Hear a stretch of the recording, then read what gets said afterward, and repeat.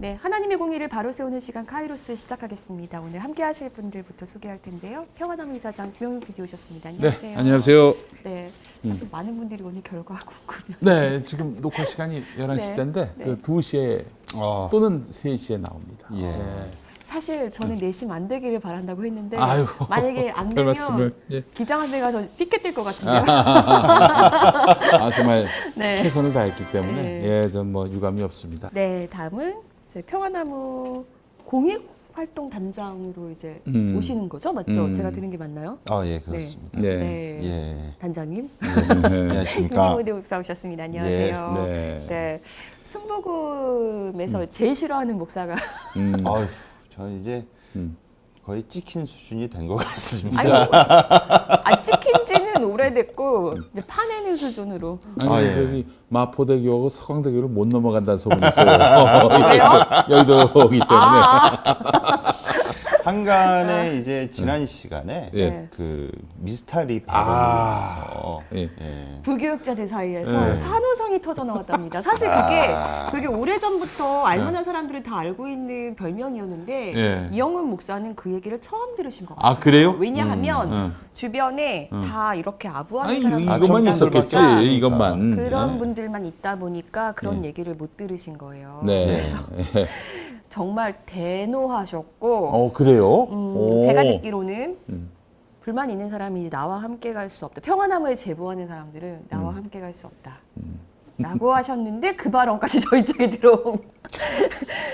그 얘기도 하시지 않았습니까? 이 중에서도 또 녹음해가지고 넘길 사람. 네, 이 중에서도 있다. 예. 이렇게 예. 말씀하신 걸로 알고 있고, 네. 모르겠습니다. 또 제보자 색출에 들어가셨다고 해서 저희가 요건 편집할 수 있는데. 네. 제 그 가까운 그 순복음 목회자 지인분들 그리고 제 친구들은 저한테 이제 농담으로 야, 그래도 네가 예전에 조용기 목사를 깠으면 칼 맞았을 수도 있는데 네. 예, 이영훈 목사이기 때문에 그 정도는 핍박을 안 당할 것 같다. 라는, 왜냐면 조용기 목사에 대한 충성도는 거의 맹종적인데 그렇지. 예, 지금 있는 그 멤버들은 이영훈 목사를 별로 탐탁치 않게 여기는 분들이 사실 많으시거든요. 내부에 굉장히 이제 예. 부글부글하는 정서가 계속 있어요. 이제 예. 지난 편을 안 보신 분들은 무슨 얘기일까 하실 텐데 저희가 지난번에 그 이영훈 목사의 불륜설 주장했던 여성 근데 말에 번복했잖아요. 내 거짓말이었다. 네. 네. 사실 이제 그 얘기 취재한 것까지 좀 얘기를 해드리면서 이게 사실관계가 지금 밝혀지진 않았지만 그래도 이참에 이영훈 목사가 좀 물러나기를 바라는 이영훈 정서가 많은 거 이걸 짚어드리면서 이영훈 목사가 좀 현실을 직시해야 된다라는 말씀을 드렸고 예. 왜 웃으세요? 아니, 미스터리 생각만 해도 너무 웃음이 납니다. 예, 그랬더니 미스터리. 정말 저희의 그 편집본의 일부 본인이 또 재편집해서 짤이 막 돌고 있거든요. 아, 그래요? 네, 그것도 제가 입수했는데요. 잠깐 보고 올까요? 네. 네.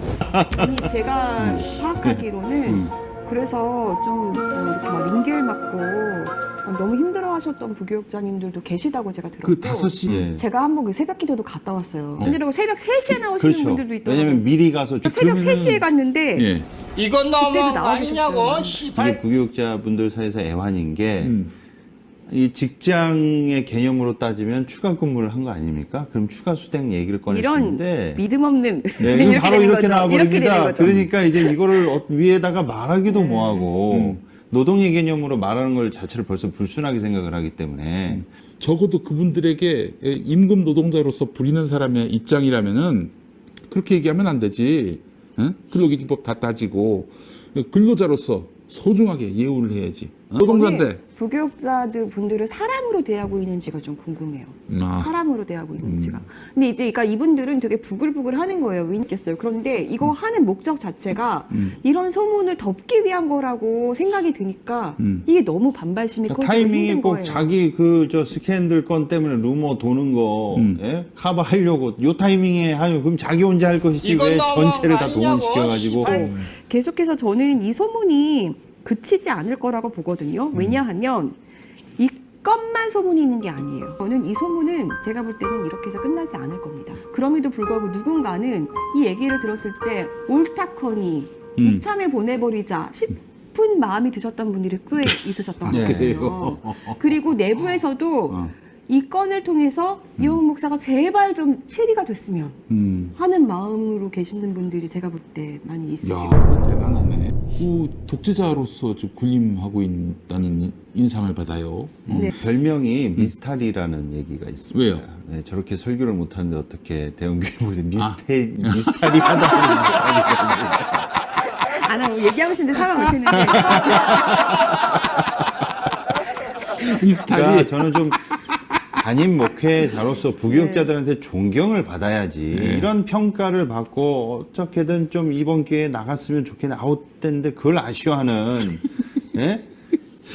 재직들과 중직들이 그러니까 본인의 그 행보를 돌아보셨으면 좋겠습니다. 네. 그리고 이렇게 계속 교회가 이런 소문에 휩싸여가지고 소송전 계속 치러지면 그 소송비 누가 내는 거예요? 그리고 이런 와중에 그 최명훈 목사, 신봉 강남교회에서 쫓겨난 그분도 사실은 그냥 물러날 뿐이 아니기 때문에 지금 뒤에서 이영훈 목사가 이 건을 가지고 딜을 하고 있다 이런 소문도 계속 들리거든요. 구체적으로 저는 항목들도 계속 제보를 받고 있어요. 예. 그래서 제가 여의도성교회에서도 이거 맞냐라고 물어봤지만 아직 답은 못 들었고요. 재밌어요. 예수님 오시면은 다 빠따 맞을 짓들 하고 있습니다. 예. 그러니까 이분들 한결같이 다 해외여행 다니고 골프 치러 다니고 정말 미친 짓을 일삼고 갑질을 다 똑같거든요. 이 공통점들이 참에 정말 한번 뿌리 뽑아버렸으면 좋겠습니다.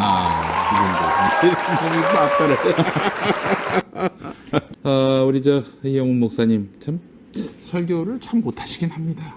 내가 들어봤는데 어떻게 이런 세계 최대 담임 목사가 되는지 모르겠어요. 그래서 절대 감사, 절대 긍정을 들이미시는 게 아니라. 아니 왜 이찬수랑 다른 사람들은 조회수가 몇만인데 왜 내 거는 이렇게 조회수가 낮냐라고 하기 전에 본인 설교를 좀 보시라는 말씀이 있어요.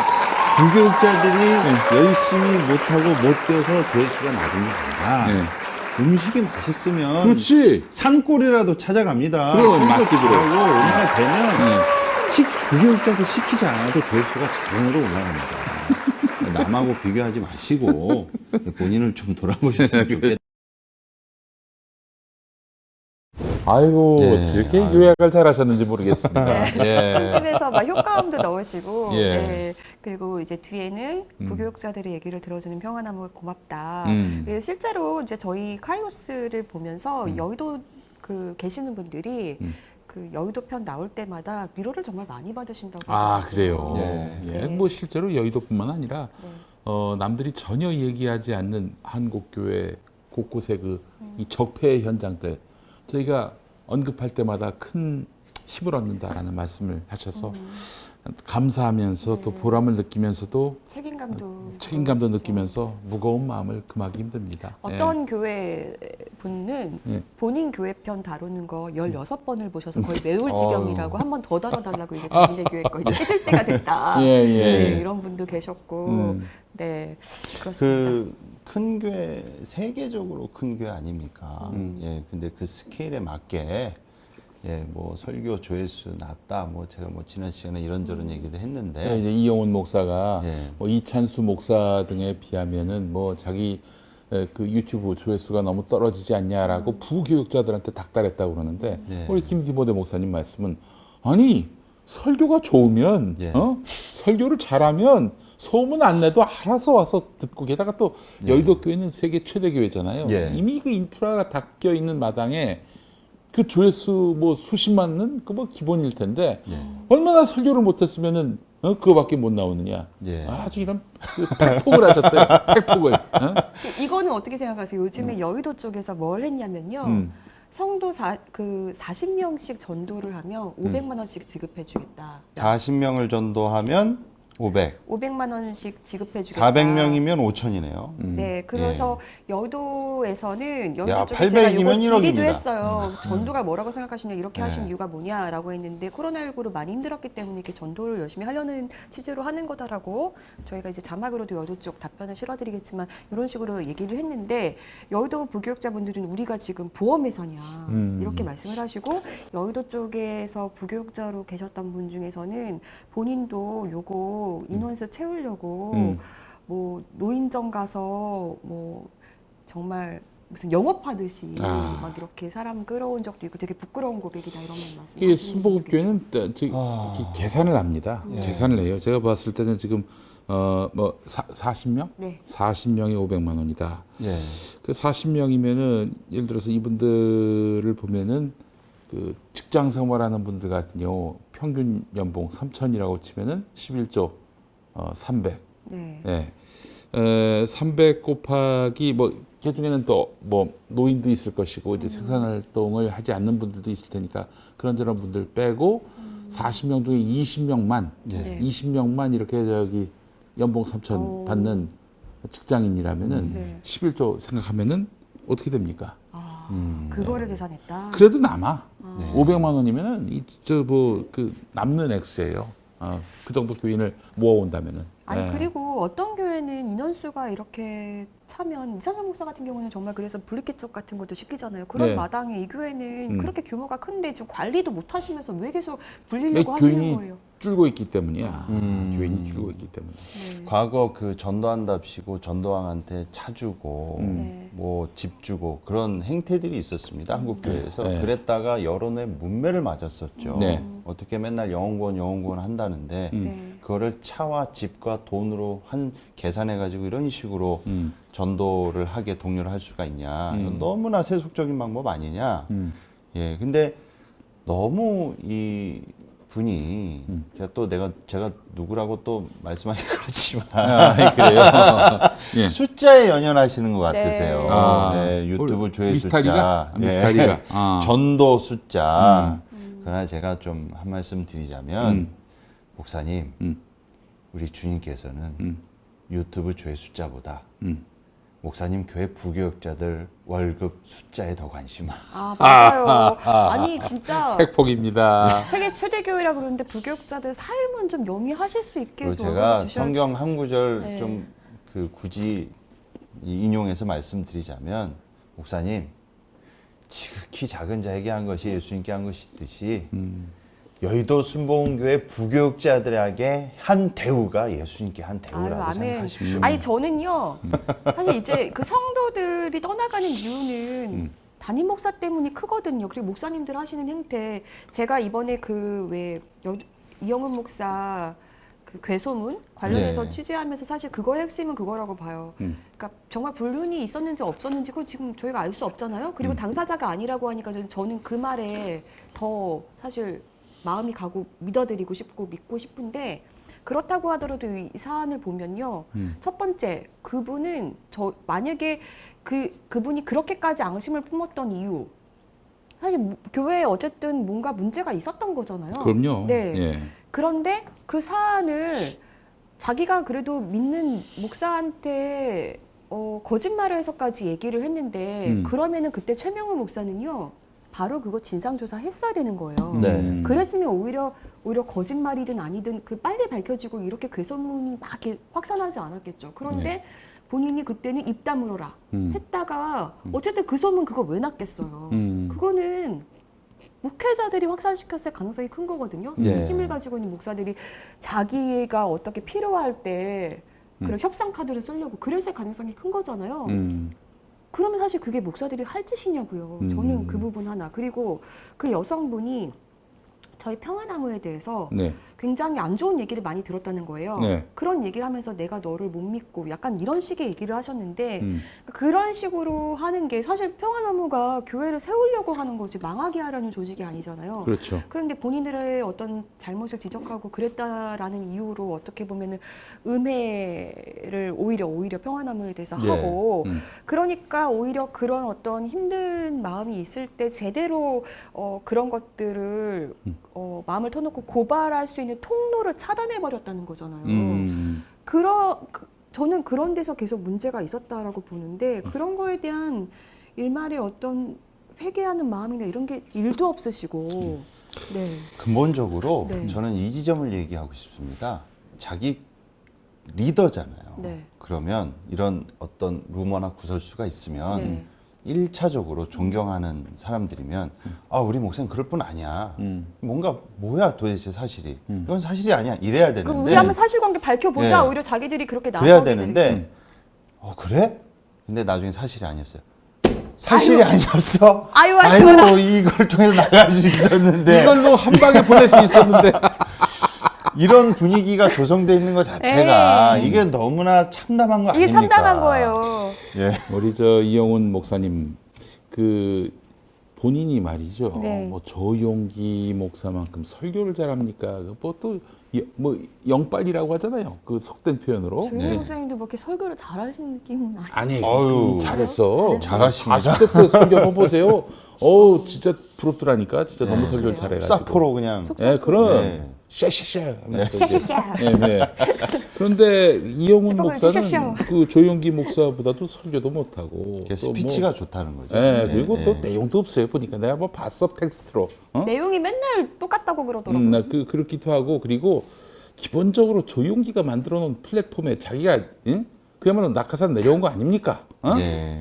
자기가 쌓아놓은 토대 아니잖아요. 만약에 백지 상태에서 이영훈 보고 저기 여의도 수복음교회처럼 한번 만들어 보라고 하면 만들 수 있겠어요? 불가능하지. 예. 조용기니까 한 거 아니야. 그러니까 조용기가 만들어놓은 토대 위에 지가 혜택을 받아가지고 갔으면은 그 겸손한 마음을 가져야 되는 거 아닙니까? 이걸 은혜로 알고. 예. 그러면 자기 동역자들을 끌어안고 포용하고 그리고 또 우대하고 그래야 되는 거 아니에요. 근데 지가 마치 무슨 조용기라도 된 것이냐 그러고 있어. 어처구니가 없습니다, 진짜. 이영훈 설교 따위로 뭐 이찬수만큼이나 모으겠어요? 이찬수가 뭐야? 어? 동네 중형교회도 불가능해. 내가 봤을 때는. 어? 조용기한테 이거 잘해가지고 그렇게 된 거 아니야? 어? 그래 놓고는 무슨 그 부교육자들 그렇게 하대하고 말이야. 지난번에 여의도수목교회 그 이영 목사가 그 노동자들 관련해서 좀 외국인 노동자 약간 평화바람한 식으로 노동자들 뭐 일을 뭐 그렇게 고되게 해도 한의가 네. 없는데 부교육자들한테 그렇게 충성하라는 식으로 그렇게 발언했을 때 저희 김준수 기자 기사 쓴 거 가지고 설교권을 침해했다는 식으로 설교권? 아니 왜 남의 설교 비평권을 침해합니까? 네. 네 설교권은 네가 잘 행사하시고요. 우리는 설교 비평권을 행사한 거예요. 그래서 이 설교권을 우리가 언제 침해했지? 뭐 예, 그때 그 워딩을 들어보면 이분이 근본적으로 노동자에 대한 인식, 그 사고가 기억난다. 네. 손가락 5개가 잘려나가도 손가락이 잘려나가도 일하는데 네. 니네는 뭐냐 약간 이런 설교였죠. 저 부교육자들한테 아이고. 외국인 노동자들 만도 못한 그런 마음 충성심을 자세로 가지고 있다. 예, 비난하는 거였죠. 예. 자, 영혼 구원이란 말이 무색해졌습니다. 영혼 125만 원, 구원이 아니라 125만 원. 왜냐? 제가 40명 5천만 원 계산해 보니까 1인당 네. 125만 원입니다. 연봉으로. 네. 예, 연봉으로. 아니 연 연 11조 11조. 수입으로. 예, 교회에서 가져가는 40명의 평균 그 최저임금 기준으로 최저임금 기준으로. 영혼 구원이 아니라 영혼 125만 원. 네, 그래요. 아휴, 참. 아니 이제 부교육자 문제는 사실 뭐 그 순복음만의 문제는 아니고 전국의 거의 모든 교회, 모든 교단의 일이 아닐까 하는 그런 생각이 듭니다. 4대 보험 안 되는 건 기본입니다. 어디 4대 보험을 운운해? 네, 저희 벙커원 교회는 합니다. 네. 우리 저 교육 전도사님께도 하고 있어요. 네. 예. 자 그리고 아니 할 수 있는 거잖아요, 그렇죠? 해지 당연히. 아니 여기서 수고하시는 분들인데 또 여기서 그 사역에 전념하시는 분들인데 다 해야지. 순복음교회는 모르겠습니다. 뭐 어떻게 하는지. 근데 수목교회는 2대까지밖에 안 돼. 4대 보험이 네. 안 돼서 그때 그것 때문에도 저희 쪽에 이제 4대도 아니고 2대야. 네. 야, 근데 적어도 그 세계 최대 교회인데. 저희 때만 하더라도 분위기가 제가 그 한 10년 전, 15년 전쯤 그 신대원 그때 다닐 때만 하더라도 이 각 교단마다 그 소위 좀 삼성이라고 빗대서 얘기하는 곳들이 있어요. 아. 뭐 통합은 온누리교회 가면 네. 이제 뭐 대기업 들어가는 걸로 뭐 사회적으로 보면 통합 측의 치고 통합 측에서는 온누리교회를 삼성급으로 예, 치러가지고, 그렇게 그러니까 예, 그렇게 일하는 강도가 네. 예. 일하는 강도. 아이고. 아니라는 강도도 있는데 그게 하나의 라이센스가 돼서 온누리교회는 근데 조금 월급을 많이 준다고 들었어요, 제가. 예, 예. 그러니까 각 제가 뭐 또 지사에 있어봤잖아요. 영락, 온누리, 뭐 충현, 뭐 종교교회, 그 저희 교단은 여의도 순복음교회였습니다. 그래도 저희 때만 하더라도 조윤기 목사님 살아계셨을 때만 하더라도 그 애플 노트북도 주고 집도 잘 구해주고 뭔가 처우가 좋다. 부교육자들 사이에서 그래도 여의도 들어가는 게 하나의 좀 성공하는 로망처럼 신대원에는 그런 분위기가 있었는데 지금 이용훈 목사 체제의 여의도 부교육자분들 얘기를 들어보면은 그때하고는 너무 갭도 크고요. 너무 무색해졌습니다. 아 그때보다 좀 못하다 이런 얘기죠. 상당히 낮아진 거죠. 아니 그래놓고 말이야 조용기만큼도 안 해주면서 조용기처럼 그 저 대접받기를 바라고 있어요. 그러니까 이 형은 진짜 욕심쟁이 우후. 미스탈이야 미스탈이 정말 미스탈이에요. 어떻게 조용기만큼도 저기 대접 안 해주면서 조용기처럼 대접받길 바래. 예. 당시의 욕심쟁이 그 황금률이란 게 있잖아 성경에. 예. 마태복음에 보면은 대접받고자 한다면은 네가 대접을 하라 이거 아닙니까? 예. 말씀에도 나와 있는데 그걸 지키지도 못하면서 그러면서 그 자기 뒤에서 씹었다고 충격받고 에라이 진짜. 아니, 기피 현상 온 게 참 그게 예전하고 많이 달라졌구나. 그래도 옛날에는 여의도를 어떻게 좀 가볼까. 그래도 여의도 출신이야. 별이 여의도가? 쏟아지는 여의도로 가요. 예. 네. 그런 분위기였는데 지금은 기피 현상이 이제 좀 팽배하다는 거죠. 그게 참 그것도 그렇고 그 교단 헌법 중에는 뭐 이런 게 또 있더만요. 여러 교단에 그 부목사가 어떻게 해촉될 수 있는 줄 아십니까? 해임될 수 있는 줄 아세요? 그냥 담임 목사가 하지 말라면 한 주에 이제 하는 게 아니라 이제 법으로는 담임 목사가 이제 당회에 청원을 하고 당회가 노회. 가결하면은 가결하면 바로 아웃이에요. 예. 근데 현실에서는 너 나가 하면 그냥 아니, 목사가 나가라면 나가는 거지 뭐. 한 방에 1년짜리잖아요. 부목사는. 저는 어떤 부목사님 얘기를 들었는데 부목사님이 이제 두 분이 있었는데 좀 그 오래 전에 들어오신 부목사님과 이제 새로 들어온 부목사님이었어요. 오후에 주일 오후에 뭐 좀 기분 나쁜 일이 있었나 봐. 담임 목사가 부르더니 자기는 책상에 앉고 그 둘은 이렇게 앞에 앉혀놓고 뭐 화가 났는지 분을 사귀지 못해서 발로 뻥 찼는데 이 상이 있잖아요 그 저 서랍 예. 그걸 찼는데 이게 스르르 밀리더니 그 앞에 먼저 들어온 부목사님 정강이를 탁 타격을 했나 봐요. 예. 이 목사님이 일어나서 나갔어. 나갔는데 열받아가지고 이 마시던 컵을 던졌어. 물론 이제 그 목사님 다행히 안 맞으셨는데 물이 있었던 터였어요. 그 문을 맞더니 이 컵이 물이 또 앉아 있는 목사님한테 이렇게 뿌려진 거예요. 네, 이렇게 됐다고. 그래서 이 나중에 온 목사님 나가신 분 말고 한 분 그분은 너무 황당한 거야. 가만히 있었다고 하더라고. 근데 그 이튿날 그 목사님 불렀어요. 부르더니 목사님이 하는 얘기가 뭐냐. 담임 목사님이 미안하다. 그런데 내가 마귀가 씌인 것 같다. 그러더니 목사님이 뭐라고 했냐면은 나중에 이제 어디 설교 가가지고 아니 던지긴 자기가 던져놓고 왜 마귀 탓을 해? 마귀가 뭔 잘못했다고.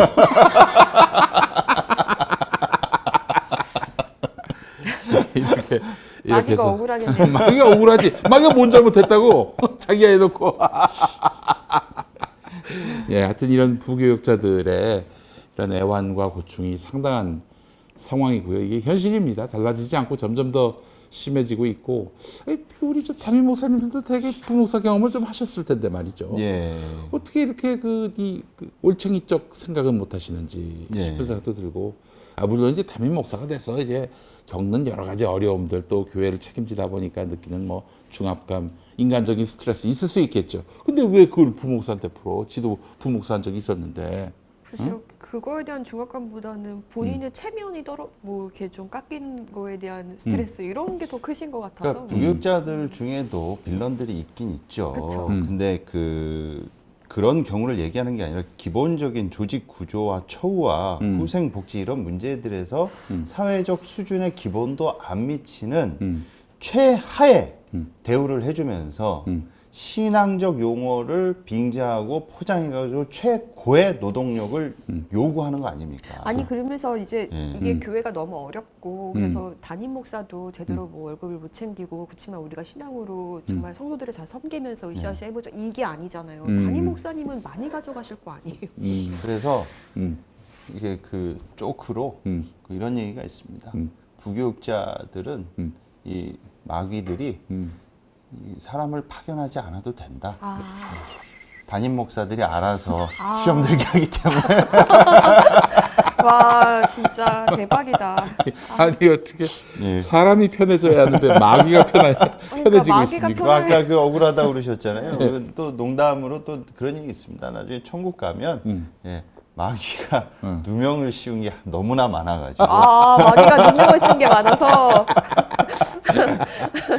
인간이 다 저질러 놓고 예, 본인한테 어떤 경우는 본인들이 한 것도 아닌데 예, 그런 게 이제 쪼크로 있더라고요. 네. 이거 마귀가 억울한 세상. 아니 마귀가 뭔 잘못을 했어 도대체 마귀가 본인이 다 해놓고 그래서 결국 그 교회를 그만두셨다고 합니다. 그 교육자가 예. 더러워서 예. 네. 아유 유일하게 21세기의 노동의 유연성 문제 막 신자유주의 뭐 바람이 불면서 노동 유연성 문제를 이게 막 대두되기도 했었잖아요. 예, 노동의 유연성이 지금도 계속 지속되고 브레이크나 제재가 일치 안 이루어지는 곳이 교회다. 교회예요. 예, 이건 노동의 유연성 수준이 아니라 아니 세상의 어느 직장에서 상사가 맘만 먹으면은 바로 그날 해고가 가능한 직장이 어디 있습니까? 그러면 이제 집에 가는 거예요, 진짜. 예. 그래서 우리 이 방송 시청하시는 우리 그리스도인들 계신다면은 교회에서 특별히 부교역자님들 많이 챙겨주세요. 담임 목사는 정말 하나님 지위까지 올라갔어요. 그러니까 그분들 챙기지 마시고 우리 부목사님들 또 전도사님들 좀 많이 챙겨주시고 그분들 고충이 있으면은 헤아려 주시고 그래 주시기 바랍니다. 근데 너무 띄우면 또 담임 목사가 싫어합니다. 이놈이 나를 몰아내고 또 그 반역을 저지를 수도 예. 있겠다. 이 염려를 할 수 있으니까 몰래 조용히 도와주시면 감사하겠습니다. 예. 네, 그래요. 아니 이 윤석열이 그랬잖아요. 뭐 주 120시간 근무는 해야 되는 거 아니냐. 예. 예, 이미 여의도 순복음교회에서 실현되고 있습니다. 사실상. 아유, 예, 예. 이미 뭐 그 얘기하기도 전에 실현되고 있습니다. 민주정부 때나 뭐 보수정부 때나 관계없이 실행되고 있어요. 예. 에휴, 네. 오늘 여의도 순복음교회 얘기를 좀 해봤고 이어서 네. 요 얘기를 좀 해보고 싶어요. 윤석열 대통령도 나토 정상회의에 참석했잖아요. 네. 그 이제 나토 회의가 막을 내렸고 음. 러시아 규탄하면서 막을 내렸고요. 이게 사실 이제 많은 분들이 우려하셨어요. 가는 것 자체를. 하지만 한국 교회 내에서는 역시나 이제 공산당은 무찔러야 된다라는 어떤 기치 아래 네. 잘했다. 또 이렇게 보실 분들이 많을 거거든요. 그래서 이 얘기를 좀 해보고 싶습니다. 도대체 이런 지금 돌아가는 국제 정세 개신교인들은 좀 어떻게 봐야 되는지 두 분의 식견을 좀 나눠주셨으면 좋겠는데.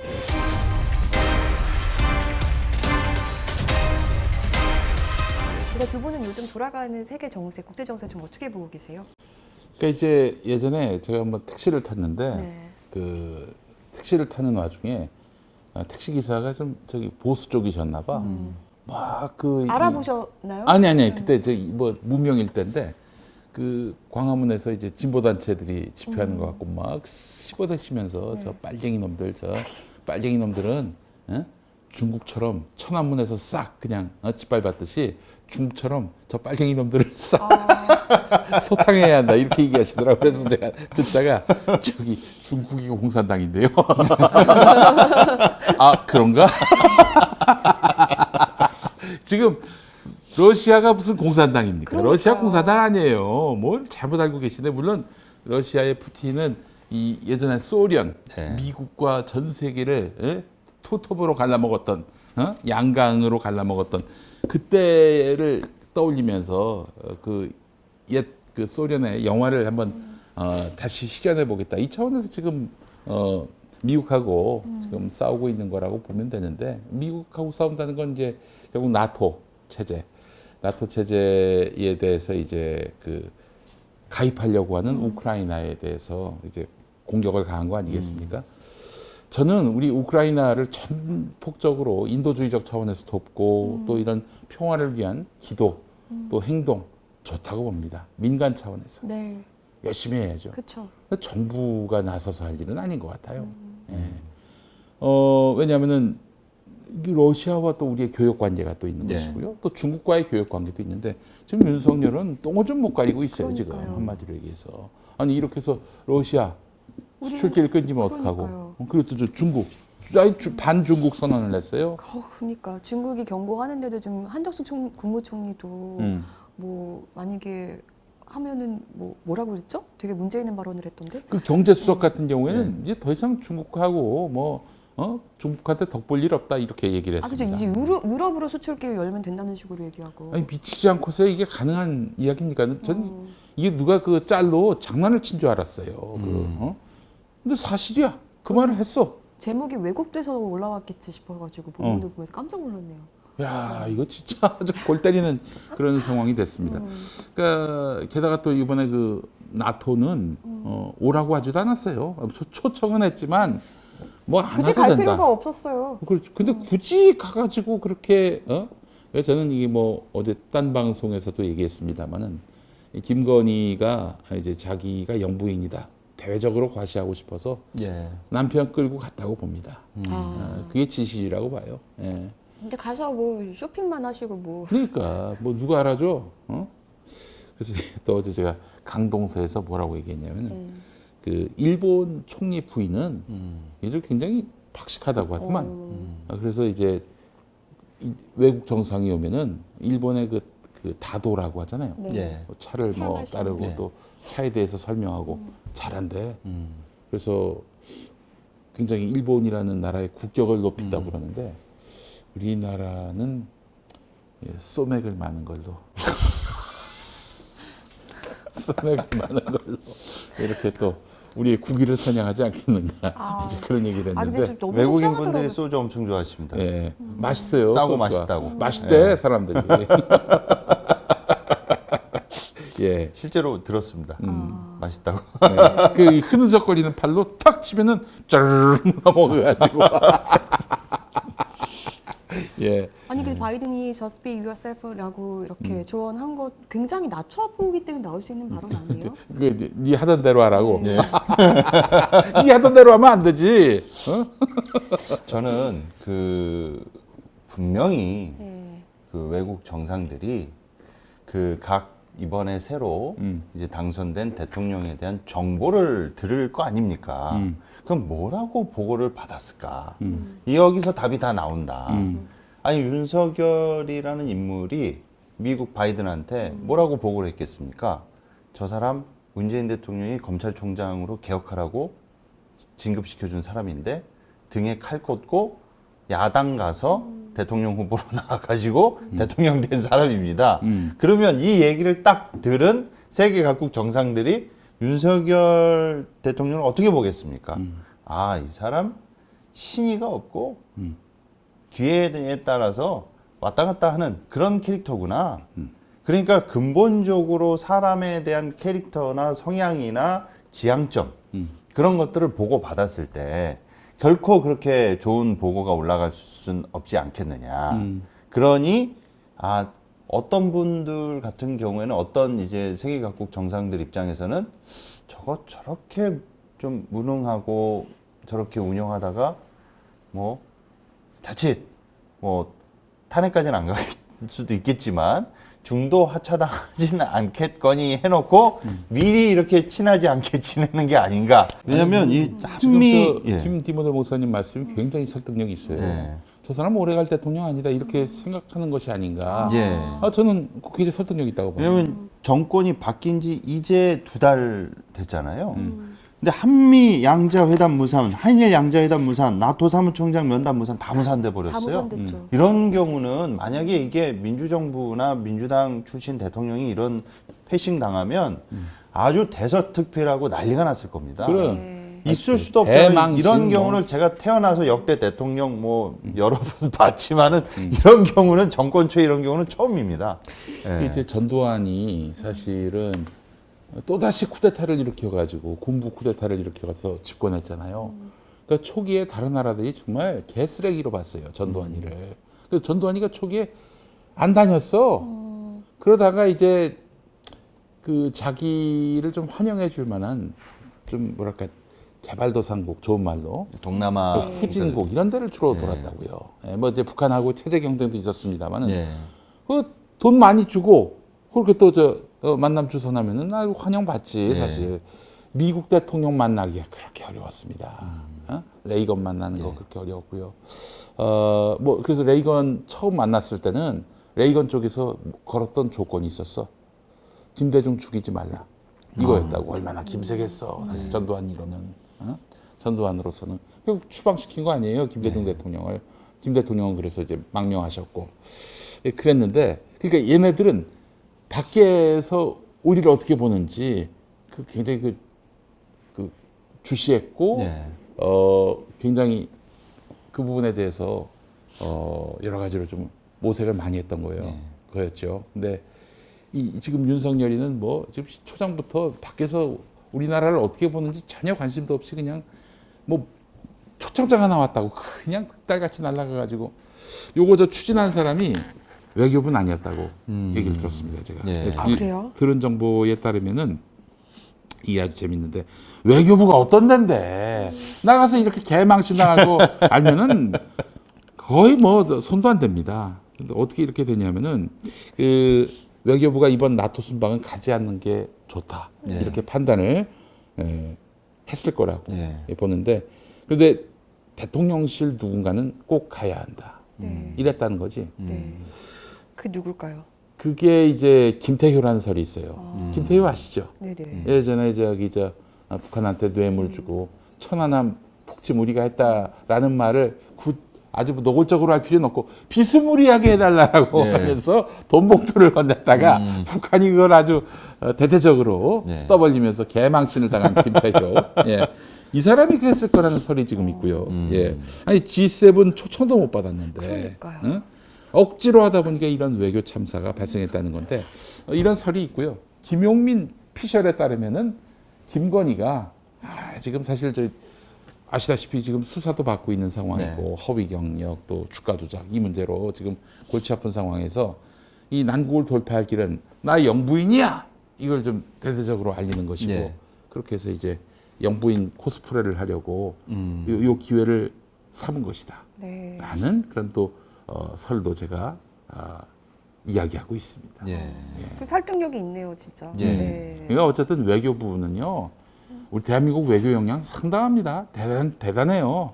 이쪽에서 아예 생각도 안 했다고 한다는 게 맞다면은 그래서 대통령실에서 그냥 눈치 안 보고 그냥 계속 질주해가지고 이 망신을 자초한 것이 맞다면은 제 설명이 맞을걸요. 예, 그렇게 될 겁니다. 자, 목사님 좀 이 부분 좀 짚어주시면 좋겠는데 네. 어쨌든 그래서 중국이 계속 경고를 보내고 있잖아요. 네. 하지만 그 정말 제가 이제 이런 단톡방 같은데 이제 보면 그래도 중국을 악마시하기 때문에 윤석열 대통령 잘하고 있다는 거예요. 예. 개신교인 입장에서 좀 어떻게 봐야 되는지 좀 설명 좀 해주세요. 보수 개신교는요. 네. 이번 윤석열 대통령이 나토 방문한 것을 아주 좋게 평가하고 있습니다. 그러니까요. 왜냐?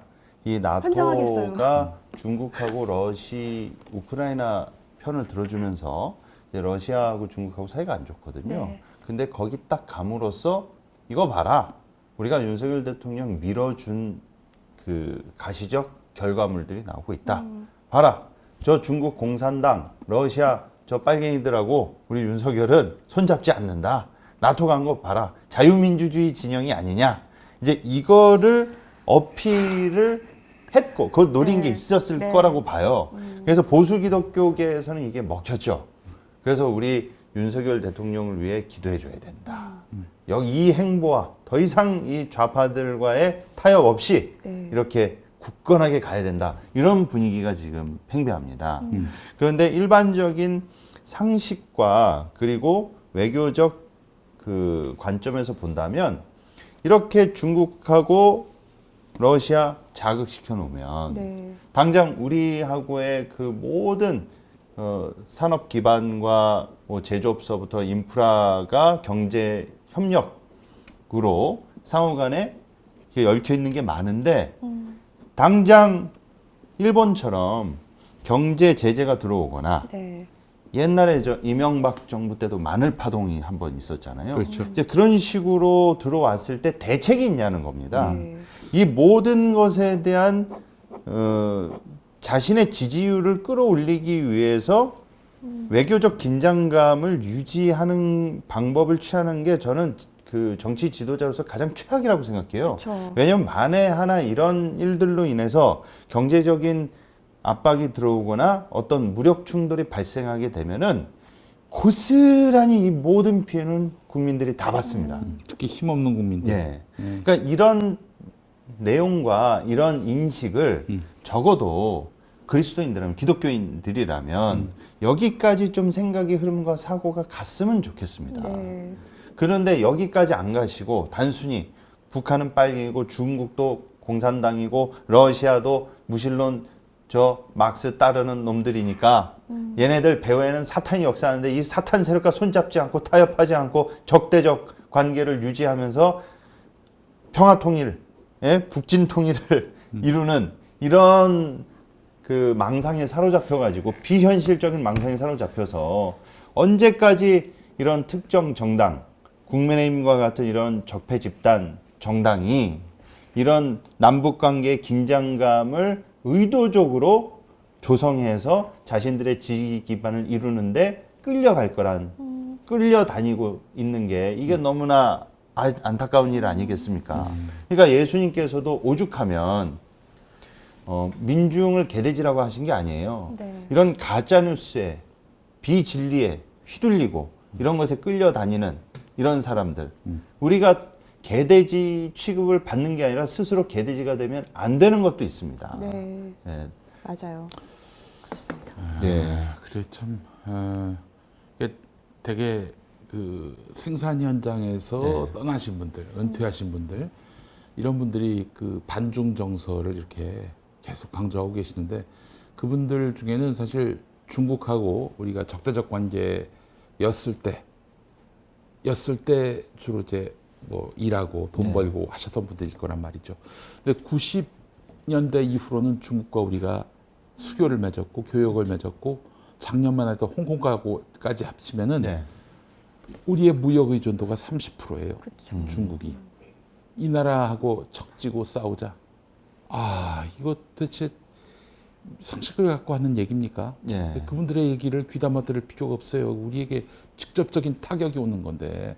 그러니까 저는 그 뭐 그렇다고 해서 중국이 우리에게 불이익을 준다고 우리가 뭐 거기에 뭐 굴욕적으로 무릎을 그렇게 할 필요는 꿇고 고개 조아리고 잘못했습니다 하면서 마치 그 삼전도의 굴욕처럼 할 필요는 없죠. 그렇게 하자는 얘기는 아니지만은 아니 리스크를 만들 필요는 없죠. 왜 리스크를 만들어요? 얘네들은 근데 일부러 리스크를 만들고 있잖아요. 단지 자기 지지층 결집시키려고. 네. 그러니까. 중국하고 척져가지고 대체 무슨 이득이 있는데? 아무 개념도 없고 지능이 정신지체인 분들은 되게 굉장히 선한 분들입니다. 따뜻하고 착하고 네. 그런 분들인데 악마들은 도리어 아주 교활하고 지능이 좋아요. 근데 이 머리가 나쁘면서 악랄할 할 수가 있는가? 그런 존재가 그동안 없었는데 드디어 출연을 했어요. 이게 확 공감이 가네요. 예. 하여튼 그 경우입니다, 지금 이게. 예. 근데 머리가 나쁘면서 악랄한 분들 저는 개신교계에서 많이 보긴 했는데. 그래요. 그래도 있었구나. 네. 근데 지금 현 정부의 진짜 큰 문제 중에 하나가 이분들이 대거 모든 인사를 검찰 출신으로 다 하고 있지 않습니까? 그러면 이 검사 출신이라는 거는 검사 이 세계에서 이분들은 검사가 되기 위해서 옛날엔 사법고시였죠. 그 로스쿨. 이쪽 세계에서 여기에 몰빵해서 이 공부만 하신 분들이에요. 네. 그러니까 좀 인문 교양적으로 좀 이렇게 넓게 폭넓은 지식과 뭔가 이렇게 여러 두루두루 현장과 이런 거를 각종 현안에 대해서 좀 이렇게 두루 살피고 교류하고 소통할 수 있는 그런 세계에 계셨던 분들이 아닌 오로지 법 쪽에서 검찰 출신 중심으로만 이렇게 인사를 하다 보면 이분들이 전에 있었던 그 직업 스타일이 자신의 업무에도 나오는 경우가 많잖아요. 네. 그러니까 모든 이 검사라는 그 업 자체가 또 공무원이기도 하지만 보통 타인을 이렇게 뭐 섬겨서 그 헤아리고 이런 포지션이 아니라 잘못을 가려가지고 죄 주고 지적하고 체크하고 그런 그 사람을 위치에 죄인으로 있지 만드는 않습니까? 직업이에요, 그거는. 사람을 죄인으로 만드는 직업이야. 예. 아주 그 말하자면 세리 같은 직종이지. 예. 만약에 오늘날 성경의 그 시대가 재현된다면은 예. 아마 삭개오 역할은 검사가 할 겁니다. 네. 세무 공무원들이 뭔 잘못이야? 네. 법에 의거해서 저 세금을 받아내는 거지만은 진짜 악당 같은 존재는 바로 그 시대에는 세리고 지금은 검사입니다. 예. 예. 아니 중국에 유명 대학에서 유학하고 있는 분 얘기가 지난해 대선 때 이제 교수님이 물어봤대요. 이 중국인 교수님이겠지. 한국의 그 저기 대통령 선거 후보 누구냐? 그래서 설명을 했지. 했더니 이재명 얘기하니까 아 그분이 되면 참 좋겠다 했는데 다른 한 사람 얘기 이제 윤석열 얘기했는데 검사 출신이다 그 한마디 아니 검사가 왜 대통령이 되지? 검사가 대통령이 될 수도 있나? 이렇게 얘기한다는 예. 거예요. 예. 중국에는 대체적으로 검사에 대한 정서가 그렇게 좋은 분위기는 아니고 아니고. 좀 부정적인 이미지가 있다는 게 있더라고요. 왜냐면 이제 사람들의 죄를 책잡아가지고 잡아내가지고 그런 그 정서 자체가 그분들한테는 별로 그렇게 좋은 이미지가 아니라는 그런 얘기가 있었는데 아마도 그 말씀을 하신 것 같습니다. 그래서 저는 기독교인들이 제가 말씀드리고자 하는 핵심은 이겁니다. 기독교인들이 단순히 항상 누차 말씀드리지만 저 사람이 예수를 믿냐 안 믿냐 옛날에는 또 그것만 봤어요. 근데 지금은 그것도 안 보는 것 같습니다. 네. 예, 왜냐하면 윤석열 대통령은 신천지가 밀어준다는 그 온갖 연루와 증거와 팩트도 있었는데도 불구하고 이만희 씨의 증언까지 있었죠. 그 당시에. 그럼에도 불구하고 밀어줬잖아요. 그리고 또 무속 논란에까지도 휩쓸렸던 예, 전적이 있죠. 그럼에도 한국교회가 점점 이제 처음에는 신앙 유무였는데 네. 이제는 갈수록 신앙 유무도 안 따지고 예, 자신들의 기득권을 어느 정도 보호해주고 유지해 줄 수 있느냐. 더 나아가서는 이 북한 방공 딱 요거에만 삘이 꽂혀가지고 이걸 필두로 지금 해처모여서 모든 것을 이관점으로 보고 있지 않느냐. 그러다 보니까 이거를 둘러싸고 있는 모든 경제적 요인, 외교적 요인 이런 모든 주변 환경들에 대해서 일체 관심도 안 갖고 어떤 흐름으로 돌아가고 있고 해외에서는 우리나라를 어떻게 평가하고 있는지. 그러니까 기본 시민 의식과 그 우리 사회적 분위기를 인지하고 있는 해외 기독교인들이 외국 기독교인들이요. 한국 교인들의 이러한 정서와 의식을 보면은 도대체 어떻게 평가할까?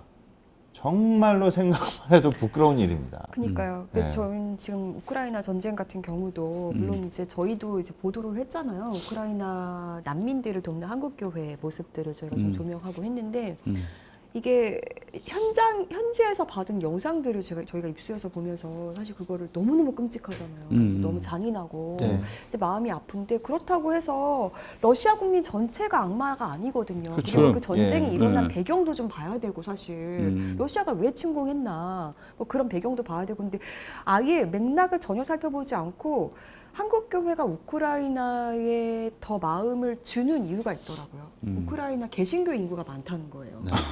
네. 그래서 제가 그 얘기를 했어요. 예멘 난민에 대해서 반 예멘 난민 정서가 되게 많았잖아요. 근데 우크라이나 난민에 대해서는 무조건 도와야 된다는 정서가 많아서 예. 왜 그래요? 라고 물어봤더니 네. 개신교인이잖아요. 아이고. 예멘은 이 수준- 이슬람 국가니까 네. 무슬림들일 테니까 거긴 도와줘봤자 뭐 득될 게 없고. 예. 제가 이 얘기를 듣고 좀 이렇게 답답하더라고요. 그리고 네. 이건 어떻게 보세요? 이거 사실은 제가 그걸 보도에 낼 수가 없었는데 한 선교사님이 이렇게 얘기를 하시는 거예요. 우크라이나 전쟁이 자기는 하나님의 뜻으로 바라본다는 거예요. 이유가 우크라이나에 개신교인이 많으니까 이 난민들이 흩어지면서 복음을 전파할 거라고 보시더라고요. 그래요. 이건 좀 어떻게 보시나요? 전형적인 이 보수 개신교의 성경 해석 중에 하나입니다. 예, 왜냐하면 그 초대교회 있지 않습니까? 예루살렘 교회를 하나님이 핍박을 받게 한 이유가 뭐냐? 얘네들이 지네들끼리 모여가지고 지네들끼리 좋다고 있으니까 하나님이 외부 충격을 줘가지고 예루살렘에 모여있지 못하게 하고 각처에 흩어지게 해서 복음 전파를 위해서 그 핍박의 방법을 쓰셨다. 네. 이런 식으로 해석하는 신학자들과 아유. 교수들이 무지하게 많습니다. 그리고 알렉산더가 지중해 연안을 정복하잖아요. 그걸 이제 역사적 맥락에서 보는 게 아니라 알렉산더 대왕이 지중해 연안과 그 중동 일대를 다 지배하면서 펼쳤던 정책이 이제 헬라어를 이 그리스어를 보급했고 도서관 세우고 그랬는데 하나님께서 바울 사도가 지중해 연안 돌아다니면서 공통 언어인 헬라어로 복음 전할 수 있게 밑밥을 깔아주셨다. 그렇게 또 해석을 하는 분들이 많으세요. 그러니까 이분들은 이러한 역사의식이 뭐가 문제가 되냐면 여기에 바로 식민사관과 친일, 일제의 제국주의 하에 침략이 정당화될 수 있는 성경적 해석의 기반을 마련해 주는 거예요. 그러니까 이런 위험 요소에 대해서는 제고하지 않고 너무나 이런 어떤 사건을 단편적으로 쉽사리 하나님 뜻이라고 딱 대입시켜 버리면 여기에는 뭐가 있느냐? 제가 이렇게 말씀드리고 싶습니다. 그렇게 말씀하신 분한테 만약에 그 선교사님의 그 발언을 하신 선교사님의 아버지, 어머니, 가족이 러시아군의 폭탄에 맞아서 처참하게 죽거나 러시아군한테 강간을 당하거나 성범죄를 당했어도 이게 하나님이 교회 복음 전파를 위해서 하셨다고 말씀하실 수 있을까요? 그러니까요. 그거에 이 전쟁이라는 그 단어에 함축된 온갖 사회적 범죄와 그런 행위들이 하나님 뜻으로 한 큐에 그냥 합리화돼 버린단 말이에요. 네. 그러니까 이런 지점에 대한 성경 해석이 얼마나 폭력적이고 제국주의를 합리화 타당화 시켰는지에 대해서 이미 서구 신학계에서는 통렬한 반성과 성찰을 했는데 왜 이거를 아직도 이분들은 업그레이드가 안 되고 피드백이 안 되셨는지 아직도 이 7, 80년대 그 좀 냉전 네. 반공 아니 그 신학에 머물러 계시는지 난민들을 돕는 안타깝습니다. 한국교회 손길 자체는 너무 선하고 아름답고 이분들의 그 열정이나 그 마음은 너무 예뻤어요. 정말 그 사실 본인이 그렇게 시간과 노력을 들여가면서 그것도 되게 위험할 수 그리고 있는데 제가 좀 근데 이해가 안 되는 게 네. 그 방금 말씀하신 대로 뭐 우크라이나 분들이 기독교인들이 많아서 네. 한대잖아요. 난 그것도 보수 신학 관점에서 보면 이해가 안 되는 거예요. 왜냐? 아니 예수님을 안 믿고 지옥 갈 사람들은 보수 신학 관점에서 보면 예수님 안 믿고 지옥 갈 사람들은 예멘 난민들이 더 많아요. 하나님을 안 믿으니까. 그럼 여기 더 집중을 해야지. 그러니까. 아니 우크라이나 난민들은 이미 기독교인들이라 뭐 이 사람들은 냅둬도 알아서 복음화가 돼 있는데 왜 여기에 더 집중을 합니까? 예? 팔은 안으로 굽는다고 같은 형제 자매니까 더 돕고 예? 얘네들은 어차피 무슬림이라 지옥 갈 놈들이니까 신경 안 써도 되는 겁니까? 말도 안 되는 논리라는 거죠. 그쵸. 예. 네. 아무튼 그랬습니다. 그래서 이게 그 선교사님의 의중은 뭐 어떤 상황이든지 하나님이 뜻하시는 바가 있고 그 섭리대로 잘 선하게 하나님께서 인도하실 거다. 이런 뜻으로 하신 말씀이라고 저는 이렇게 해석은 되는데 그럼에도 불구하고 그 사고 인식이 참 우리가 그 틀에서 못 벗어나는구나 이런 생각이 제가 들어서 그래서 그런 말씀드리고 네. 싶은 게 그 지점입니다. 이런 얘기를요. 무식하게 안 해요. 정강훈처럼. 되게 이거를 나이스하고 되게 이거를 품격 있게 합니다. 그러니까 이거를 듣는 교인들이 더 이걸 와닿는 거예요. 저는 그런 오히려 방법이나 스탠스를 취하는 게 오히려 더 위험하다. 좀 그런 생각이 드네요. 네. 네. 그러니까 그 진보 개신교계 목사님들 또 단체들 주장을 보면은 처음부터 끝까지 다 평화예요. 네. 처음부터 끝까지 다 반전이에요. 반전쟁. 반전쟁. 왜 그러겠어요? 전쟁이 일어나면은 정의로운 전쟁이든 뭐 어떤 명분이 있는 전쟁이든 야만이 됩니다. 예. 야만이 돼요. 어? 예전에 여러 번 말씀드렸는데 어거스틴이 교부가 이 로마 제국이 기독교를 공인하고 국교로 이제 만드는 과정이었는데 그 제국이 어떻게 해야 유지가 됩니까? 끊임없이 침략 전쟁을 해야 합니다. 정복 전쟁을 해야 돼요. 근데 제국의 종교가 되는 기독교의 가장 큰 문제점이 바로 평화를 추구한다는 점인데 그래서 이제 어거스틴이 그 절충안을 마련해서 그 정의로운 전쟁이 있다 이렇게 얘기를 한 거예요. 그러니까 전쟁이 다 나쁜 게 아니라 어떤 전쟁은 정의로울 수 있다. 그럼 어떤 게 정의로운 전쟁이냐? 그 중에 하나가 적을 사랑하는 마음으로 공격해야 한다. 지금 말도 안 되는 개소리를 그렇게 정의로운 전쟁이 용인되면서 그 뒤부터 시작된 그 전 세계의 그 전쟁의 80% 이상이 한쪽 당사자 혹은 양쪽 당사자가 기독교인 전쟁이었어요. 그러니까 이제 우리가 내린 결론은 처음부터 끝까지 평화, 처음부터 끝까지 전쟁 반대 이겁니다. 이게 누구를 상대로 하건 또 누가 주역이 되든 무조건 평화, 전쟁 반대 이렇게 가야 됩니다. 이게 성경의 아주 정말 근본적이고 본질적인 원리라고 봐야 옳을 것입니다.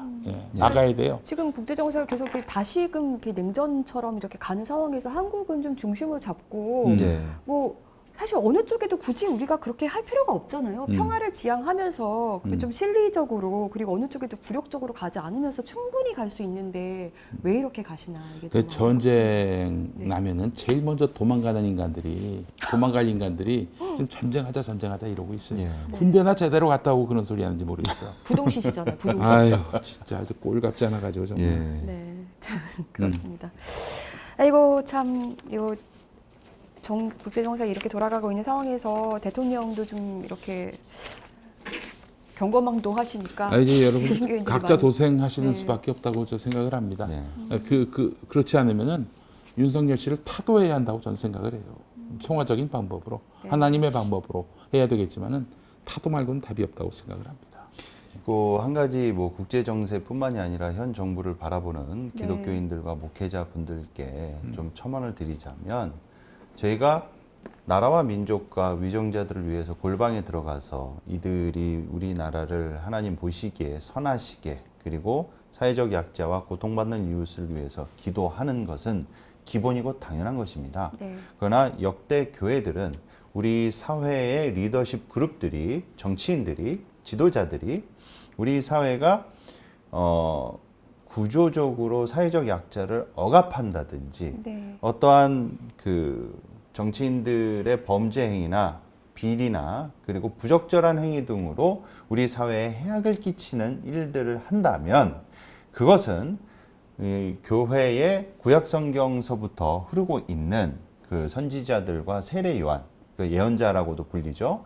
의 전통에서 이 부분에 대해서 교회가 비판자적 역할을 해야 됩니다. 그런 부분들을 볼 때마다 교회에서는 골방에 들어가서 기도만 하라고 하는 것은 사실상 방조행위고 방치행위입니다. 그래서 마틴 루터 킹 주니어 목사님이 하신 유명한 말씀이 있죠.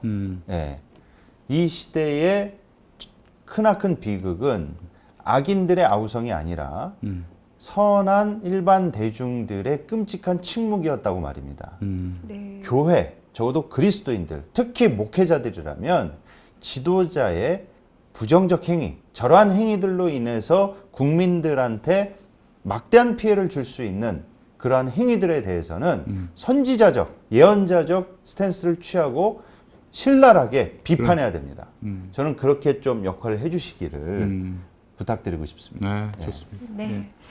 알겠습니다. 이 얘기 이쯤 해두고 또 김디모데 목사 준비해온 내용이 있어서 그 얘기도 짧게 하고 넘어가야 될 것 같습니다. 어떤 얘기 준비해 오셨죠? 예, 세상에 이런 황당한 재판이 있는지 모르겠습니다. 네.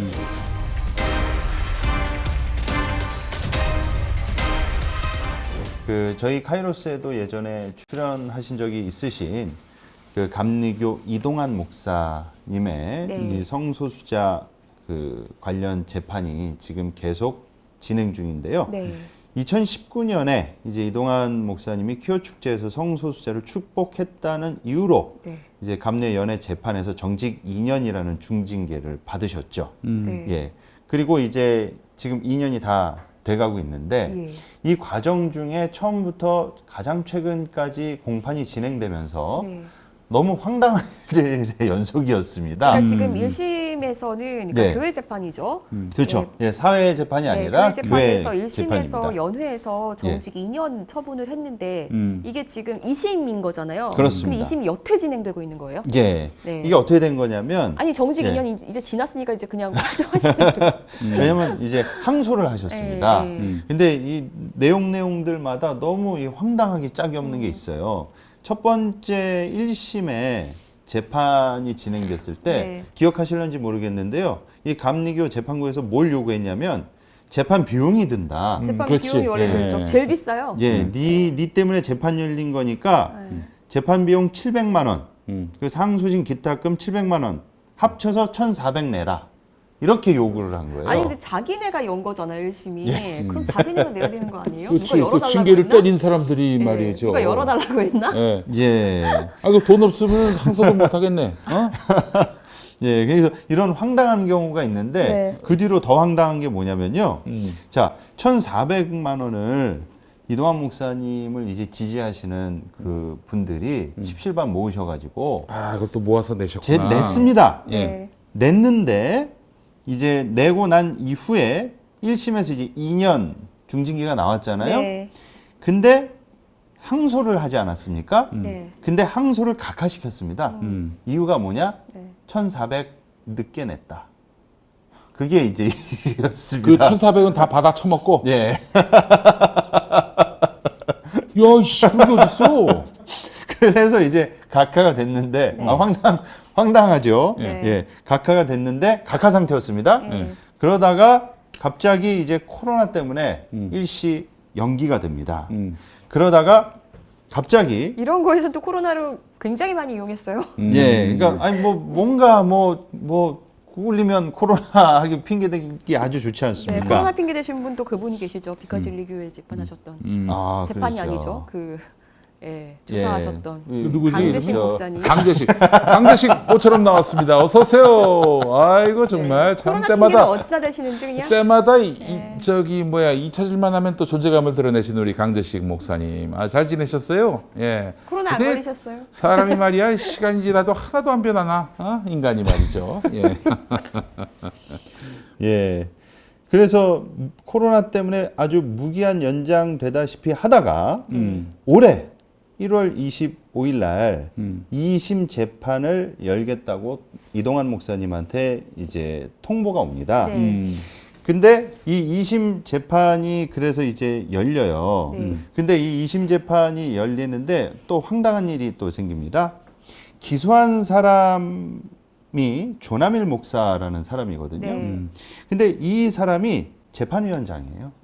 그러니까 이제 검사가 예. 재판장도 하는 그렇죠. 희한한 상태가 벌어진 어. 거예요. 예, 그래서 이동환 목사님 네. 측에서 예. 세상에 이런 검사가 경우가 판사도 어딨냐. 하는. 어. 야, 이런 경우가 어딨냐. 네. 그래서 판사도 하고 검사도 하는 나라가 있긴 네. 합니다. 브라질 같은 경우에 그런데 우라지. 예, 브라질. 이 브라질 같은 경우에 그래서 저기 뭐 예전에 그 룰라 대통령 네. 예. 1심에서 그 검사 겸 판사가 그렇게 그 룰라에게 빅엿을 먹이는 판결을 했고 나중에 그래서 극우 정권에서 법무부 장관을 했어요. 예. 이런 우라질 경우가 있나요? 그렇죠. 우라지라고 우리 한국의 네. 감리교가 그렇습니다. 예. 예. 그래서 이제 이동환 목사 측에서 거부를 했죠. 네. 이런 말도 안 되는 경우가 있기 때문에. 그래서 이걸 거부를 했더니 조남일 목사는 이제 내가 빠지겠다. 내가 빠진 상태에서 진행하면 되지 않냐. 근데 또 뭐 가지고 실갱을 썼냐면요. 이거를 자꾸만 이제 이동환 목사님을 이제 고발인 측에서는 비공개로 하자 이거예요. 뭐가 꿀리니까 자꾸 비공개를 하자고 그렇지. 하세요. 예. 그리고 계속 비공개로 하자고 했다가 네. 또 1월에 세 번째 재판이 열렸는데요. 이 재판에서는 또 어떤 황당한 사건이 발생하냐면 이 재판위원회 측에서 심사위원회 관계자가 아무도 나타나지 않고 변호사를 대리인으로 보냅니다. 네. 그래서 이런 경우가 또 어딨냐. 네. 그래서 또 이동환 목사님 측에서 이제 거부를 합니다. 네. 그러다가 드디어 이제 올해죠. 6월 13일 얼마 전입니다. 네, 이번에 하기로 했어요. 예, 네. 서울 광화문 감리회 본부에서 이 이동환 목사님 관련 이제 양측을 불러서 심리를 열게 됐어요. 그래서 6월 13일 날 이제 최초로 네. 1시간 정도의 심리가 열립니다. 이때 이제 이동환 목사님 측은 이렇게 주장을 해요. 퀴어 문화 축제 축복식이 네. 성소수자 대상이 아니라 누구나 참여할 수 있는 자리였고 네. 그리고 이거는 그야말로 차별과 혐오를 반대한다는 축복의 의식인데 이거를 확대 해석해가지고 성소수자들의 뭐 동성애를 지지한다 이렇게까지 확대 해석해가지고 벌 주려고 하는 것은 말이 안 된다.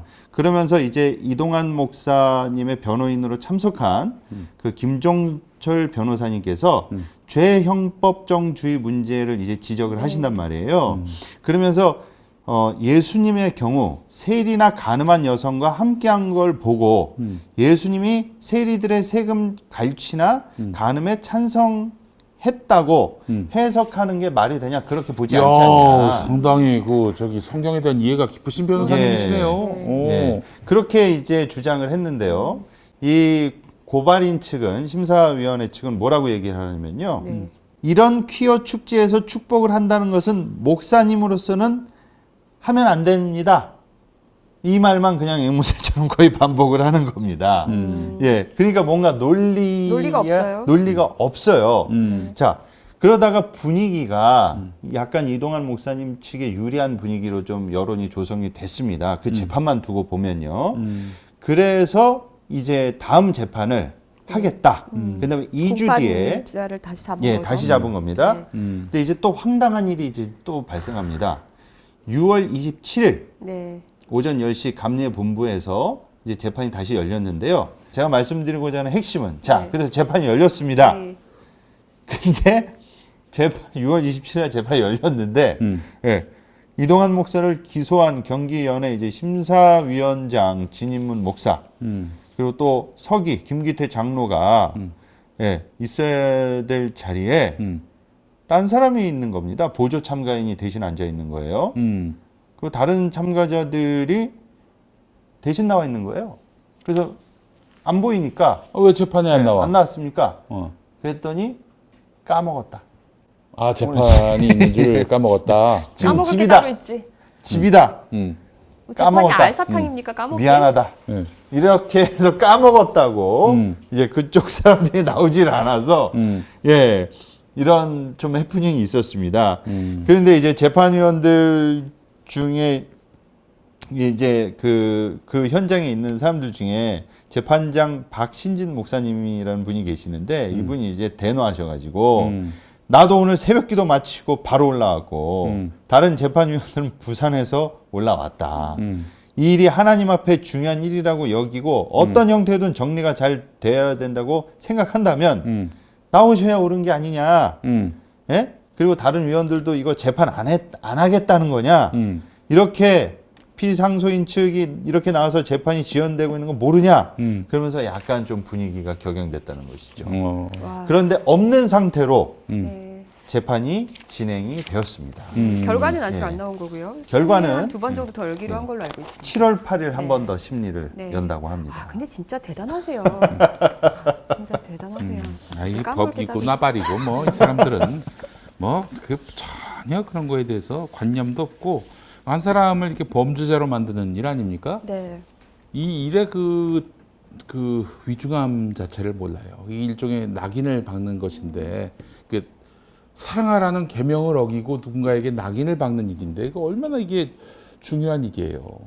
정말 그 모든 그 계명 중에 계명인 사람을 사랑하라, 이웃을 사랑하라 이걸 깨트리는 판결을 해야 될 자리에 지금 기소한 사람들이 안 나왔다.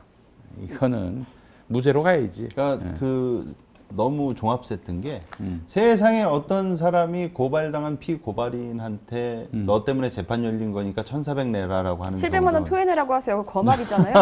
안 오셨으니까 토해내라고 하세요. 그것도 네. 태어나서 처음 듣는 황당한 얘기고 네. 예. 검찰 역할을 하는 재판위원장이 판사 역할을 하는 거를 동시에 맡을 수 있다는 것도 기상천외한 일이고 그리고 대단한 분들이세요, 진짜. 이걸 비공개로 한다는 것도 심지어 감리교 권리장정에는 비공개로 해서는 안 된다고 돼 있어요. 근데 또 이거를 권리장정이 있어요. 예, 그래가지고 이동환 목사님 측에서 비공개에 동의할 수 없다고 한 게 이런 비공개에 대한 게 도대체 권리장정이 어디에 있냐, 네. 법조항이 없다. 근데 왜 그걸 고집하냐? 그러니까 공개 재판으로 하라. 이렇게 얘기를 했다는 것이죠. 그러니까 이것도 비공개로 고집하는 것도 기가 막힌 일이고 재판 당일날 이 재판을 까먹어서 안 나왔다. 이거는 도대체 이게 재판을 하자는 건지 이게 재판인지 개판인지 모를 개판이죠. 정도로 예, 기가 막힌 현실입니다. 네, 저희가 이제 이런 문제들을 지적하면요. 꼭 계속 이렇게 집요하게 물어보시는 분들이 있어요. 평화나무는 그럼 동성애를 찬성하는 거냐? 너희의 생각을 밝혀라. 자, 안 알려줌. 왜 남의 사상을 알려고 그래? 아마 저희 구성원들 각자 생각이 다 다를 거라고 다 다를 봐요. 거예요. 예. 정확하게 근데 말씀하셨는데. 굳이 저희는 그걸 나누지 않습니다. 음. 넌 생각이 어때? 말해봐. 너의 사상을 나에게 공개해. 이러지 않습니다. 너 나하고 생각이 다르면 너는 이거 쫓겨나야 돼. 여기 더 이상 있을 수 없어. 아닙니다, 우리는. 예. 묻지도 않고 알려고 하지도 않습니다. 예. 통일되지 않아요. 예. 자, 이런 게 너무 궁금하신 분들. 그래서 심지어는 동성애자는 말할 것도 없고 동성애자를 옹호하는 사람들도 아예 뭐 신학교 입학을 뭐 금지시킨다든지 이런 일을 하는 짓이 얼마나 이 진짜 야만적인 행동인지를 알아야 합니다. 이 동성애에 대해 지지 반대 여부를 떠나서 남의 사상에 대해서 단죄하고 불이익을 준다는 거 이건 진짜 시대착오적인 행태입니다. 어디 가서 사회에 가서 그런 짓 해봐요.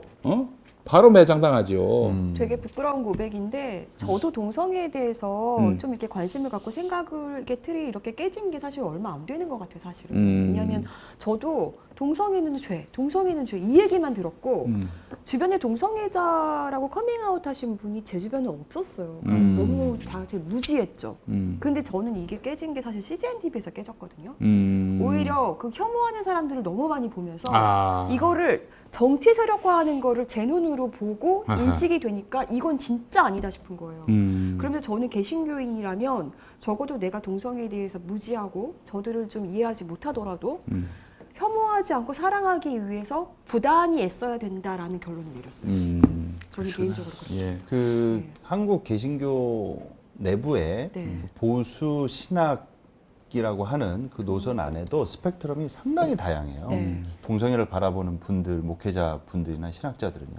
그러니까 어떻게 다양하냐면 동성애를 죄라고 볼 수 없다라고 보시는 분도 계세요. 네. 보수 신학 안에.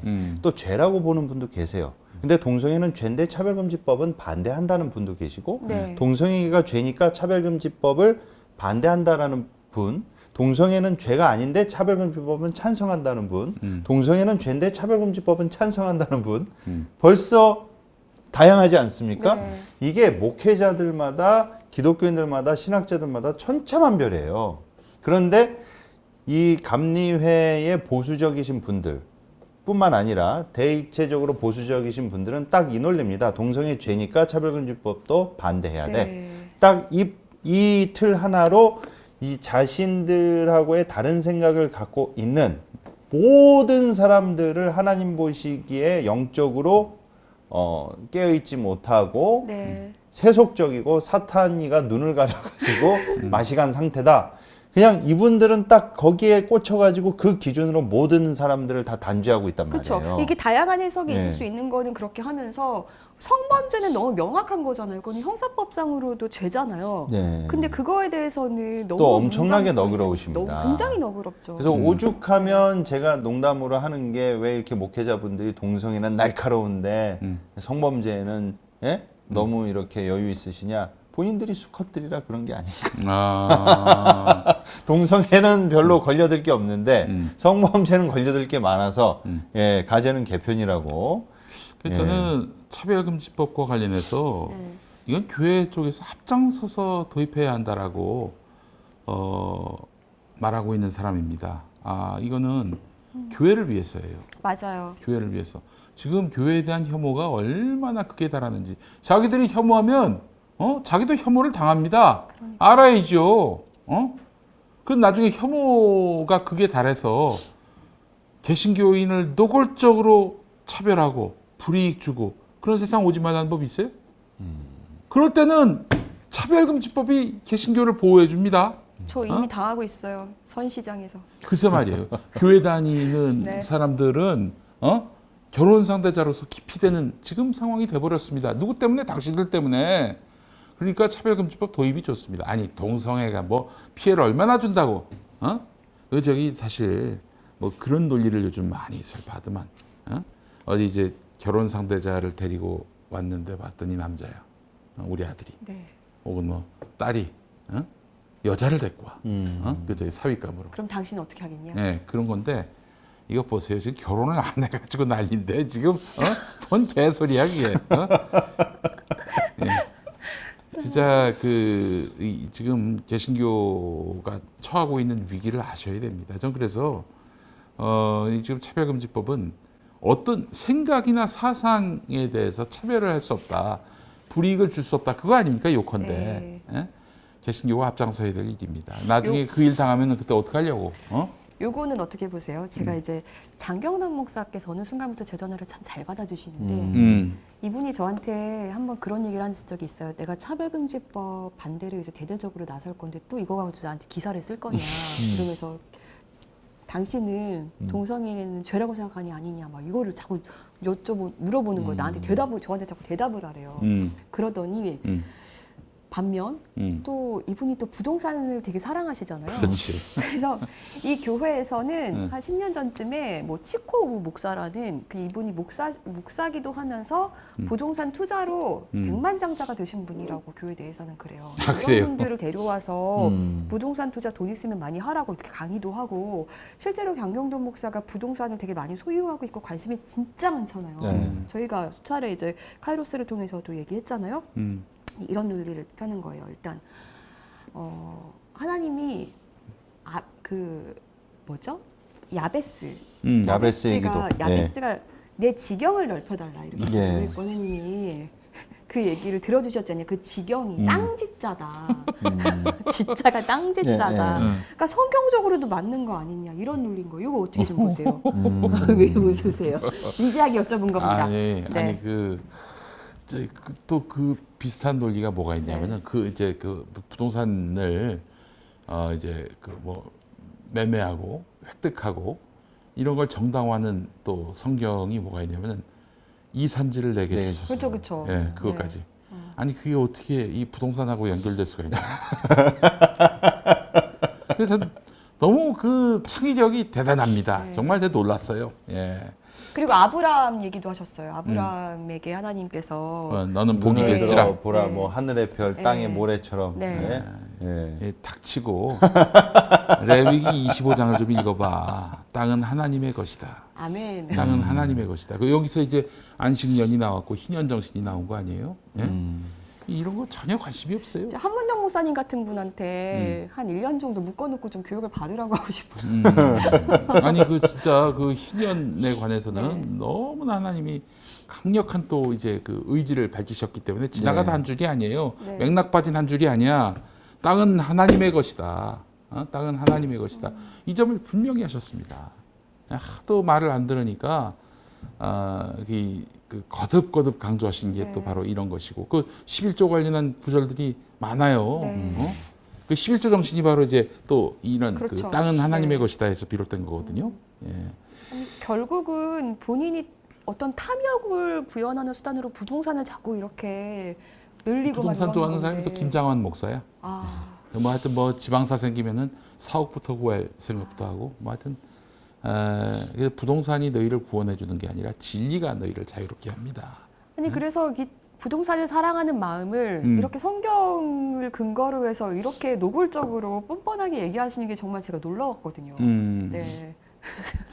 그래서 그러니까- 오죽하면 저희는 차라리 장경동, 김사만 뭐 이런 사람들은 정직하다. 예, 자신의 욕망을 그냥 있는 그대로 드러내지 않습니까? 예, 근데 개혁 포지션을 하면서 뭔가 이렇게 애매한 입장 뒤에다가 뒤통수 치는 강재식 목사 같은 사람이 우리 강재식 목사님 또 진정한 나오셨어요. 빌런이다. 예. 그분이 그런 부동산을 얘기가 사랑하시는지는 제가 확인은 못했지만 예. 부동산을 사랑하시는 우리 김명직 목사를 많이 봐주고 계십니다. 네. 네. 네. 거기도 아주 땅이 장난 아니지 않습니까? 땅 많이 사셨죠. 예. 네. 그래서 한 PD 5년 동안 예. 45억 규모로. PD 수첩에서 거의 그 땅에 근접한까지 가서 땅 멈춘 게 지금도 기억이 납니다. 예. 근데 그런 부동산 획득을 또 축복으로 치환시키고 네. 참 너무 또 그래서 시세 차익 거두면은 몇 년 새 땅값이 크게 올라가지고 그러면 그것도 역시 축복이라고 치환하고 예. 아이고 참 그런 곳은 너무 많아요. 음. 제가 다녔던 교회도 그 금싸라기 땅을 진짜 싸게 사서 이게 얼마까지 비싼 땅이 됐다라는 거를 예배 시간에 목사님이 굉장히 자랑처럼 얘기하셨었어요. 네. 근데 사실 90년대 80년대 목사님들은 교회의 땅 공간 넓히는 거를 굉장히 자랑으로 여기셨어요. 실제로 주차장 넓히는 것도 그렇고 예. 목사님들 모여서 주로 그런 관심사가 예. 이걸 하잖아요. 그 교인 수, 네. 주간 헌금 액수, 그리고 저 차량, 목사님 차량, 예. 그 차종, 예. 네. 그리고 주차장 평수 이런 거. 주차장 평수요? 그럼 아니 그 주차장이 요즘 굉장히 중요합니다. 예. 주차가 잘 돼야 교인들이 많아요. 예. 그리고 또 교회 성장의 척도야 그게. 예. 예. 안타까운 일이죠. 예. 네. 음. 마지막으로 두 분께 요 조언을 좀 부탁드리면서 마무리하고 싶은데 동성애를 반대한다면서 반동성애 기조를 펼치시는 분들 하시는 말씀은 사랑하기 때문에 동성애를 비판하는 거다 이렇게 네. 말씀하시거든요. 네. 네, 이런 분들에게 하고 싶은 말씀 있다면 좀 해주시고 오늘 마무리하겠습니다. 정복 전쟁을 어거스틴이 허락하면서 했던 말이 뭡니까? 정의로운 전쟁이 있다. 정의로운 전쟁은 적을 사랑하는 마음으로 싸움이 된다. 말도 안 되는 논리입니다. 예, 뭐 사랑하는 마음으로 동성애를 혐오해요. 사랑하는 마음으로 어떻게 혐오를 해요? 따뜻한 아이스 아메리카노 뭐 그런 말하고 뭐가 달라요? 뜨거운 아이스 아메리카노 뜨거운 이 말하고 아이스 뭐가 달라요? 예, 네. 모순된 말이죠. 예, 저기 당신 마음속에 있는 혐오를 감추려고 사랑으로 적당히 포장하는데 사랑하려면 제대로 사랑하든가 아니면은 혐오하려면 대놓고 혐오하든가 사람이 거기서까지 위선을 떱니까? 예. 솔직하라는 얘기로 저는 마무리하고 싶습니다. 네. 사랑이기 때문에 동성애를 비판하는 분들한테 저는 이렇게 말씀드리고 싶습니다. 이 동성애를 비판하는 비판의 관심의 10분의 1만이라도 목회자 성범죄로 인해서 교회를 떠난 가나안 교인들한테 좀 관심 좀 가져주셨으면 정말 사랑하는 마음이 있다면 거기에 더 예. 관심을 둬야겠죠. 실은 네. 교회 한국 교회뿐만이 아니라 교회사 역사에 있어서 교회가 타락하고 변질되고 망하는 원인은 교회 외부에 적대 세력인 그 악마화한 대상들에게 있지 않았습니다. 역대 교회가 타락하고 맛이 갔을 때는 항상 공통적으로 외부의 적을 찾았습니다. 그렇지. 동성애자들을 악마화하고 이슬람 세력이 교회를 무너뜨린다고 그랬고 공산화 세력이 뭐 좌파 세력이 교회를 무너뜨린다고 그랬는데 실은 교회를 무너뜨리는 정말 주요 원인은 교회 내부에 있습니다. 바로 우리들 자신한테 있고 무엇보다 교회 리더라고 할 수 있는 목회자들이 비위 행위와 성범죄들로 인해서 한국 교회가 지금까지 얼마나 많이 깨지고 무너졌는지 모릅니다.